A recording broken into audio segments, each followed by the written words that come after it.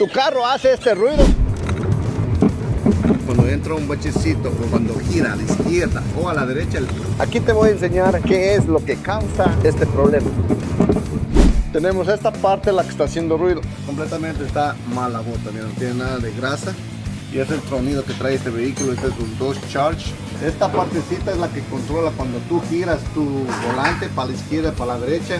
Esta viene en dos partes, pero la parte de afuera es la que está más mala. La de adentro está completamente buena, no se mueve. La recomendación es cambiar las dos partes, pero siempre estamos al alcance del cliente. El cliente no quiere invertir mucho en este vehículo, pero esto es lo más importante que tiene, mano. Porque si esto no se cambia, se puede salir completamente, quedarse sin control la llanta y un problema más grande. Así que estamos a tiempo cambiando, así que mi gente, acompáñenme, sigan viendo para ver cómo queda este vehículo. No olvides de decirme de qué ciudad me estás viendo para mandarte saludos. Así que listo, mi gente, así quedó este trabajo y asunto arreglado, mi gente. No más problemas. Conmigo será hasta un siguiente video.